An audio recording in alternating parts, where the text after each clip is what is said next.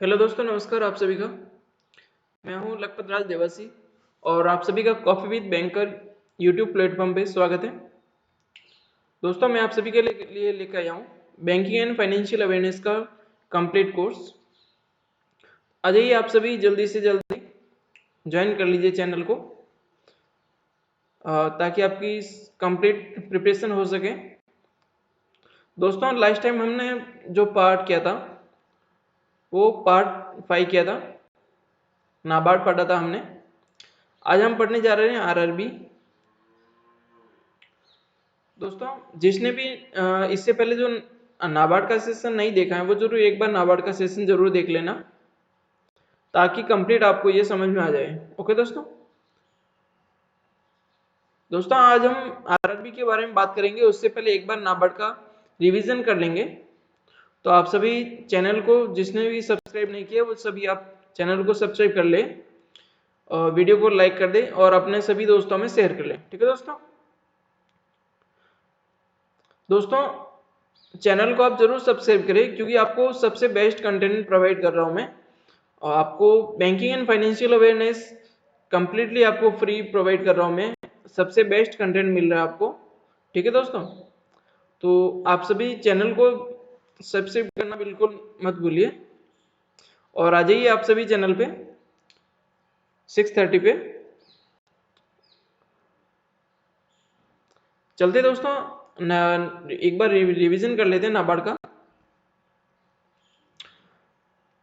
दोस्तों, नाबार्ड हमने पढ़ा था, तो आप सभी को जिसने भी नहीं देखा एक बार नाबार्ड का कंप्लीट सेशन जरूर देख लेना। दोस्तों, हमने नाबार्ड के अंदर बात की थी कि जो अपेक्स बैंक है वो हमारा अपेक्स बैंक कौन सा है, तो अपेक्स बैंक है वो हमारा आरबीआई है। दोस्तों, हम आरबीआई को अपेक्स बैंक मानते हैं ऑल ओवर कंट्री के अकॉर्डिंग। और जो रूरल एरिया का जो अपेक्स बैंक है वो हम नाबार्ड को बोलते हैं। जो नाबार्ड है वो रूरल एरिया का अपेक्स बैंक है, ग्रामीण इलाके का अपेक्स बैंक है। दोस्तों, जो नाबार्ड का इस्टेब्लिशमेंट है वो 12 जुलाई 1982, 12 जुलाई 1982 को हुआ था इसका इस्टेब्लिशमेंट। और दोस्तों, किसी भी ऑर्गेनाइजेशन को बनाने के लिए एक कमेटी की जरूरत पड़ती है। तो नाबार्ड को बनाने के लिए एक कमेटी बनाई गई थी, शिवरमन कमेटी। नाबार्ड शिवरमन कमेटी के रिकमेंडेशन पे बना था।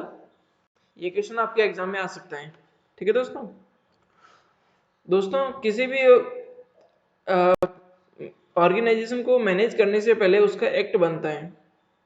तो जो नाबार्ड का एक्ट है वो 1981 के अंदर आया था और उसके बाद नाबार्ड का इस्टेब्लिशमेंट 1982 के अंदर हुआ था। तो आपको ये चीज याद रखना है, एग्जाम के पॉइंट ऑफ व्यू से आपका मोस्ट इंपोर्टेंट टॉपिक है। नाबार्ड से बहुत सारे क्वेश्चन पूछे जाते हैं एग्जाम में। दोस्तों, इससे आपको इंटरव्यू में भी पूछ सकते हैं क्वेश्चन। कई बार आपको इंटरव्यू में छोटी छोटी चीजें पूछ सकते हैं। तो आपको हर चीज, ये इंपॉर्टेंट चीज हर आपको ध्यान में रखना है। ओके दोस्तों, आप इसमें याद रखिए कि जो नाबार्ड का एक्ट है वो 1981 में आया और जो नाबार्ड का इस्टेब्लिशमेंट है वो 1982 में हुआ था। तो इसके किस कमेटी के रिकमेंडेशन में आया हो, तो वो शिवरमन कमेटी है। ओके दोस्तों, जब नाबार्ड बना था तो उसकी जो इनिशियल कैपिटल थी वो 100 करोड़ थी। जिस टाइम नाबार्ड बना उस टाइम नाबार्ड की जो इनिशियल कैपिटल है वो 100 करोड़ थी। दोस्तों, एट प्रेजेंट अगर हम बात करें तो जो नाबार्ड की paid up capital stood at RS 17,080 crore है। एट प्रेजेंट की अगर हम बात करें तो 17,080 करोड़ है। दोस्तों, जो नाबार्ड है, नाबार्ड का हेडक्वार्टर है वो मुंबई के अंदर है। ये आपको याद रखना है। ठीक है दोस्तों, कभी कभी एग्जाम में आपको नाबार्ड की फुल फॉर्म भी पूछ ली जाती है, तो आप बिल्कुल ध्यान रखिएगा। नाबार्ड की फुल फॉर्म है वो national bank for agriculture and rural development है। ओके दोस्तों, इसके बाद नाबार्ड के बारे में हम बात करेंगे कि नाबार्ड की चेयरमैन कौन है। चेयरमैन का भी कभी कभी पूछ लिया जाता है, तो चेयरमैन को भी देख लेते हैं। तो एट प्रेजेंट जो चेयरमैन है नाबार्ड के वो श्री साजी केवी हैं। श्री साजी केवी एट प्रेजेंट नाबार्ड की चेयरपर्सन है। और दोस्तों जो नाबार्ड के चेयरमैन है वो ये श्री साजी के भी, ये आई थिंक जून जुलाई तक है। और जो नेक्स्ट चेयरमैन अपॉइंट होंगे वो सूर्य कुमार होंगे। जून जुलाई के बाद जो नाबार्ड के चेयरमैन होंगे वो सूर्य कुमार होंगे। दोस्तों जो नाबार्ड है वो अंडर गवर्नमेंट है 100%, कंप्लीटली अंडर गवर्नमेंट है नाबार्ड। दोस्तों पहले आपको कुछ लोग ये बताएंगे कि नाबार्ड है वो आरबीआई के अंडर में, लेकिन नाबार्ड आरबीआई के अंडर में नहीं है। दोस्तों आरबीआई ने नाबार्ड को मैनेज किया था, लेकिन उसके बाद जब इंदिरा गांधी जी की सरकार थी तब गवर्नमेंट ने पूरा अंडर गवर्नमेंट ले लिया 100%। आरबीआई का शेयर पूरा निकाल दिया था और गवर्नमेंट ने परचेज कर लिया सारा शेयर। तो जो नाबार्ड है वो 8% पूरा 100% अंडर गवर्नमेंट है। ओके दोस्तों, गवर्नमेंट ऑफ इंडिया के। नेक्स्ट दोस्तों बात करते हैं हम नाबार्ड के बारे में। तो जो नाबार्ड की सब्सिडीज हैं, सब्सिडीज देख लेते हैं। दोस्तों नाबार्ड की 7 सब्सिडीज हैं। जो पहली सब्सिडरी है वो नाबार्ड कंसल्टेंसी सर्विस लिमिटेड है, जिन्हें हम नेपकॉन्स कहते हैं। दूसरा नाबार्ड फाइनेंस सर्विस लिमिटेड, नेब फाइनेंस। जो तीसरी सब्सिडरी है वो एग्री बिजनेस फाइनेंस लिमिटेड, एबीएफएल। दोस्तों एक और नेब संरक्षण। दोस्तों जो नेब संरक्षण और एबीएफएल, एग्री बिजनेस फाइनेंस लिमिटेड, ये दोनों एक ही हैं, अलग अलग नहीं है। दोनों कंपनियां अलग अलग नाम है, एक ही है। ठीक है दोस्तों, तो आपको ये चीज ध्यान रखना है। नेक्स्ट अगला पॉइंट है, जो नाबार्ड की सब्सिडी नंबर 4 है वो नेब किसान है। 5 नंबर नेब वेंचर, जिसको 700 करोड़ में बनाया गया था कैपिटलाइजेशन के साथ।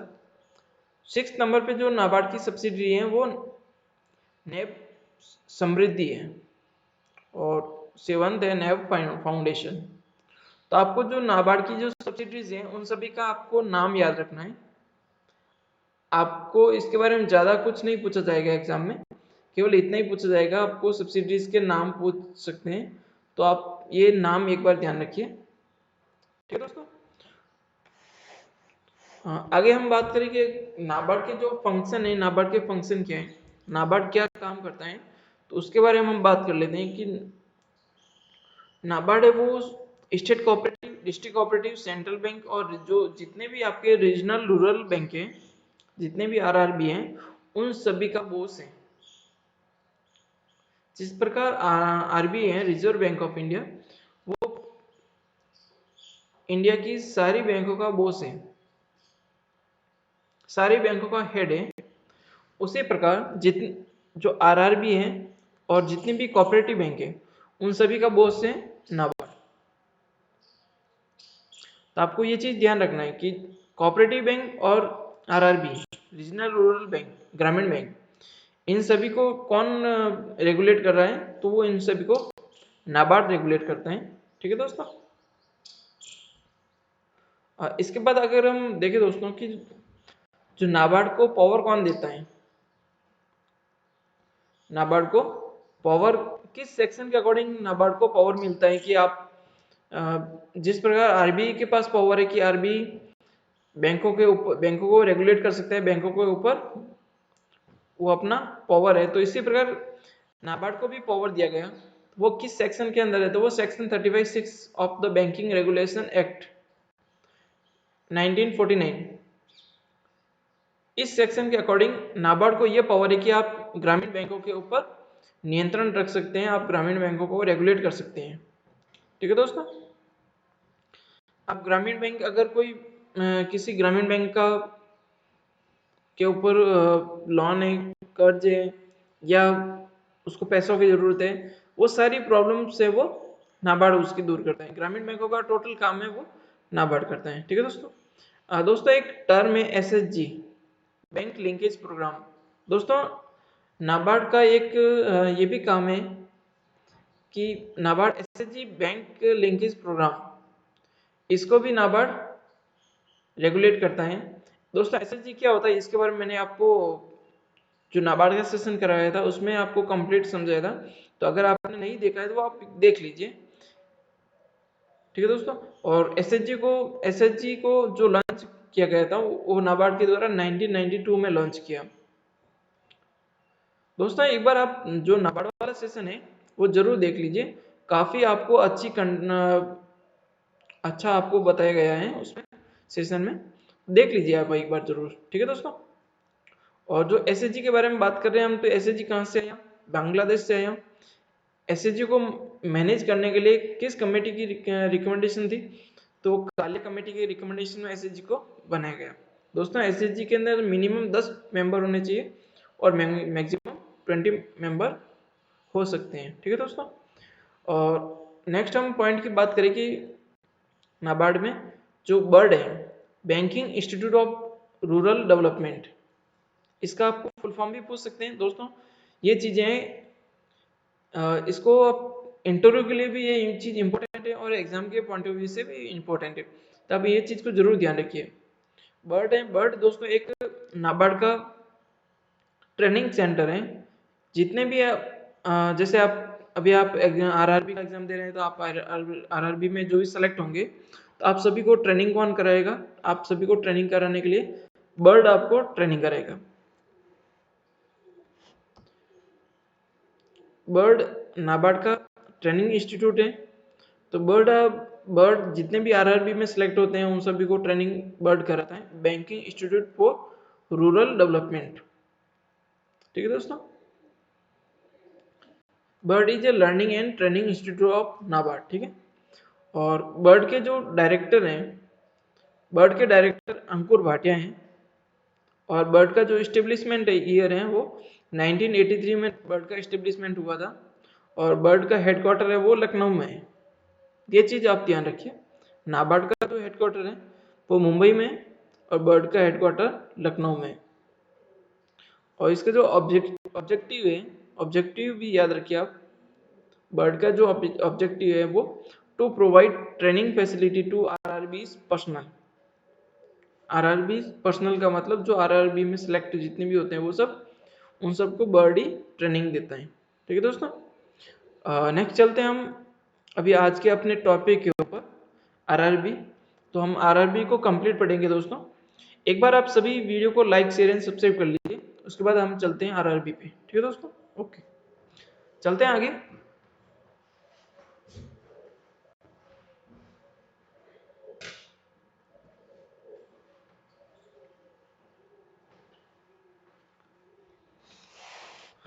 दोस्तों जो आरआरबी है, रीजनल रूरल बैंक, क्षेत्रीय ग्रामीण बैंक। दोस्तों हम बात करेंगे कि क्षेत्रीय ग्रामीण बैंक है एक्चुअल में इसे बनाया क्यों गया। पहले हम इस चीज के बारे में बात करेंगे, जो रीजनल रूरल बैंक है इसे क्यों बनाया गया। तो दोस्तों रीजनल रूरल बैंक है, फॉर एग्जांपल आप जिस किसी भी शहर में आप रहते हैं तो वहाँ पे अदर बैंक भी रहेगी और रीजनल रूरल बैंक आरआरबी भी रहेगी, ग्रामीण बैंकें भी हैं और दूसरे बैंक की भी। जब दूसरी ऑलरेडी बैंक हैं तो फिर आरआरबी की क्या ज़रूरत है दोस्तों। दोस्तों जैसे आप किसी सिटी के अंदर रहते हो, वहाँ पे स्टेट बैंक है, पीएनबी है, पंजाब नेशनल बैंक है, कैनरा बैंक है, central government bank of India है, या जो भी एंड बैंक हैं वो सभी हैं। तो दोस्तों जैसे फॉर एग्जांपल अगर हम एसबीआई की बात करें, एसबीआई का हेडक्वार्टर मुंबई के अंदर है। एसबीआई का जो भी रूल्स एंड रेगुलेशन है वो हेडक्वार्टर मुंबई से रेगुलेट किया जाता है। एक सेंट्रल बैंक है स्टेट बैंक ऑफ इंडिया। जो भी इसमें एसबीआई की पॉलिसी बनेगी, जो भी रूल्स बनेगा वो दोस्तों पूरी कंट्री के अकॉर्डिंग बनेगा स्टेट बैंक ऑफ इंडिया में। तो दोस्तों जो इसमें यही है कि कोई जैसे फॉर अगर हम एग्जांपल ले कि कोई राजस्थान से किसान है या कोई यूपी से किसान है, जैसे राजस्थान से मान लो जोधपुर से हैं, तो अगर हम बात करें कि जोधपुर का जो किसान है उसकी टर्म्स एंड कंडीशन अलग है और किसी अन्य स्टेट में जो किसान है उसकी टर्म्स एंड कंडीशन अलग है, उसका हर चीज़ अलग है, और इसका जो राजस्थान में उसका हर चीज़ अलग है। लैंग्वेज की बात करें, वेशभूषा की बात करें, या किसी भी तरीके से जो किसान का, राजस्थान का किसान अलग हो गया, यूपी का अलग हो गया, एमपी का अलग हो गया, दोस्तों गुजरात के अलग हो गए, महाराष्ट्र के अलग हो गए। तो इसमें दोस्तों जो स्टेट बैंक है वो उसके अकॉर्डिंग नहीं बनेगा। अगर मान लो स्टेट बैंक ने जैसे कमाने के लिए एक स्कीम निकाल दी कि 5,000 से कम, जिस भी अकाउंट में अगर 5,000 से कम है उसके उसे उसे हम पेनल्टी लेंगे, उससे हम पेनल्टी लगाएंगे। तो दोस्तों वो अर्बन एरिया के लिए, मान लो अर्बन एरिया के लिए लगा दिया 5,000, और फिर लगा दिया कि जो रूरल एरिया है उसमें 3,000 मिनिमम अकाउंट बैलेंस होना चाहिए। तो दोस्तों हर एक किसान, हर एक व्यक्ति तो 3,000 नहीं रख सकता।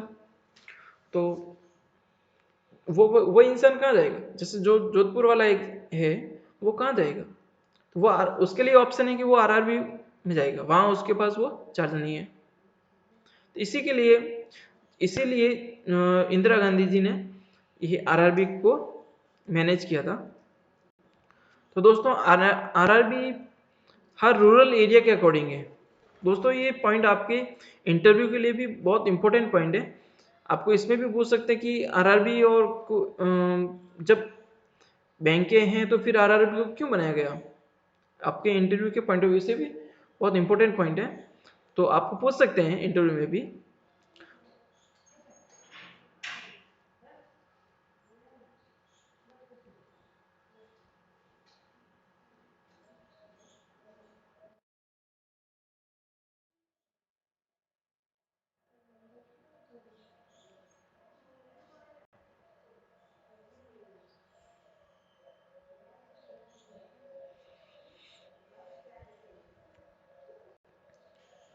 तो इसके बारे में हम बात कर रहे थे अभी।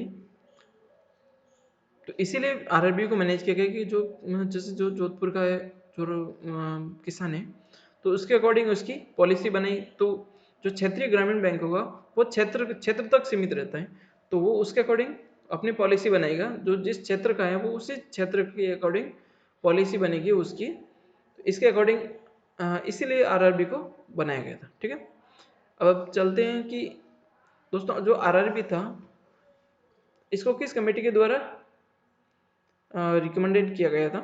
तो आरआरबी को मैनेज करने के लिए नरसिम्हम कमेटी बनाई गई थी। नरसिम्हम कमेटी के रिकमेंडेशन में आरआरबी को मैनेज किया गया। दोस्तों जो आरआरबी का इस्टेब्लिशमेंट है वो 2 अक्टूबर 1975 है। ये चीज़ आपका पॉइंट, इंपॉर्टेंट पॉइंट है कि आरआरबी का जो इस्टेब्लिशमेंट है वो 2 अक्टूबर 1975 में। दोस्तों एक चीज़ इंपॉर्टेंट है कि आरआरबी का जो एक्ट है वो 1976 में आया था। आपने नाबार्ड पढ़ा था, आपने इससे पहले और भी बहुत सारी आरबीआई पढ़ा था, लेकिन उन सब में दोस्तों पहले एक्ट आता था, उसके बाद उसका इस्टेब्लिशमेंट होता था। लेकिन इसमें दोस्तों आरआरबी के अंदर उल्टा है। आरआरबी का जो इस्टेब्लिशमेंट है वो 2 अक्टूबर 1975 में हुआ, और आरआरबी का जो एक्ट है वो 1976 में आया। ठीक है दोस्तों, तो ये चीज़ आपको ये पॉइंट याद रखना है। इसके बाद हम फर्स्ट, दोस्तों जो आरआरबी में ज़्यादा क्वेश्चन नहीं बनते, लिमिटेड क्वेश्चन है, तो आपको ये चीज़ पॉइंट आप ध्यान रखिएगा कि फर्स्ट आरआरबी कहाँ पे मैनेज हुई, फर्स्ट आरआरबी कौन सा था, उसका नाम क्या है, और उसका वो किस डिस्ट्रिक्ट में हुई, किस स्टेट में। तो ये चीज़ आपको ध्यान रखना है कि जो पहला जो आरआरबी था वो, जिसे हम प्रथमा ग्रामीण बैंक कहते हैं, प्रथमा ग्रामीण बैंक मुरादाबाद यूपी में इसका फर्स्ट आरआरबी को मैनेज किया गया था। ठीक है दोस्तों, इसके बाद हर क्षेत्र के अकॉर्डिंग इसको आरआरबी को उनका उसका नाम दिया गया। जैसे मान लो ये मुरादाबाद यूपी में है तो प्रथमा इसको ग्रामीण बैंक। दोस्तों जैसे प्रथमा ग्रामीण बैंक है, ये उनके मुरादाबाद हो गया या उसके आसपास के जो 2-3 बांदा हो गया, मुरादाबाद हो गया, इन 2-3 एरिया में ही उसका क्षेत्र है, उसके अकॉर्डिंग ये अपनी पॉलिसी बनाता है 3 डिस्ट्रिक्ट के अकॉर्डिंग। इसकी जो ब्रांच है वो वहीं पे है, यूपी के अंदर ही। इसकी ब्रांच किसी और स्टेट में नहीं होगी। ये इसका आरआरबी का एक बेनिफिट है। जैसे अगर हम बात करें राजस्थान की, तो राजस्थान में जो मारवाड़ ग्रामीण बैंक है, अगर हम मारवाड़ ग्रामीण बैंक की बात करें तो वो उसका जो क्षेत्र है वो मारवाड़ क्षेत्र ही है, उसी में इसकी ब्रांचेज मिलेगी। गुजरात में इसकी ब्रांच नहीं मिलेगी, महाराष्ट्र के अंदर इसकी ब्रांच नहीं मिलेगी, या किसी और स्टेट में इसकी ब्रांच नहीं मिलेगी। ठीक है दोस्तों, तो आपको ये चीज इंपॉर्टेंट ध्यान रखना है ये इसके बारे में। आगे हम बात करें कि दोस्तों जो प्रथमा ग्रामीण बैंक है, इसको मैनेज करने के लिए इसकी कैपिटल क्या थी, 5 करोड़ थी इसकी कैपिटल। प्रथमा ग्रामीण बैंक को मैनेज करने के लिए 5 करोड़ की कैपिटल लगाई गई थी इसमें। दोस्तों एक चीज और है कि जो इसका कैपिटल है, आरआरबी के अंदर कैपिटल का रेशियो, उसके बारे में बात कर लेते हैं कि जो आरआरबी के अंदर जो पूंजी लगाई जाती है वो 50% जो गवर्नमेंट ऑफ इंडिया की होती है, 50%,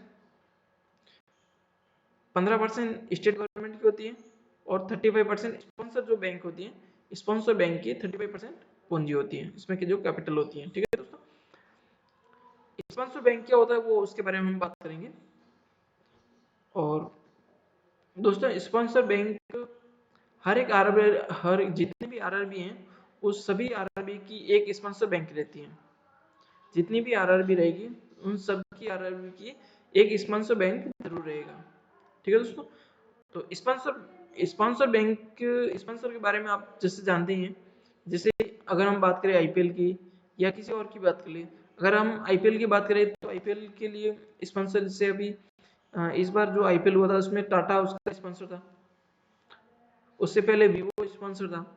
तो ये स्पॉन्सर के बारे में आप जानते हैं। ठीक है दोस्तों, तो इसी प्रकार जो बैंकें हैं, बैंकों भी आरआरबी, जितनी भी आरआर सभी आरआरबी के स्पॉन्सर बैंक होती है, एक स्पॉन्सर हर बैंक को अपना स्पॉन्सर देना पड़ता है। ठीक है दोस्तों, तो आपको स्पॉन्सर बैंक का नाम नहीं पूछा जाएगा क्योंकि बहुत सारी बैंक है, तो इसमें स्पॉन्सर बैंक किस बैंक का कौन सा स्पॉन्सर बैंक है वो नहीं पूछा जाता है। लेकिन जो ये प्रथमा ग्रामीण बैंक है, इसका स्पॉन्सर बैंक आपको पूछ सकते हैं कि जो प्रथमा ग्रामीण बैंक है इसका स्पॉन्सर बैंक कौन सा है, क्योंकि ये फर्स्ट बैंक था, इसके अलावा आपको नहीं पूछा जाएगा। तो प्रथमा ग्रामीण बैंक का स्पॉन्सर बैंक है वो आप याद रखिएगा, इसका स्पॉन्सर बैंक है वो सिंडिकेट बैंक है। दोस्तों एक्चुअल में सिंडिकेट बैंक मर्ज हो गया है, सिंडिकेट बैंक मर्ज हो गया है, प्रेजेंट टाइम में सिंडिकेट बैंक नहीं है, लेकिन एक इतिहास के तौर पे आपको याद रखना है। आपको एग्जाम में पूछ सकते हैं कि इसका स्पॉन्सर बैंक कौन सा था, तो सिंडिकेट बैंक आपको याद रखना है। ठीक है दोस्तों,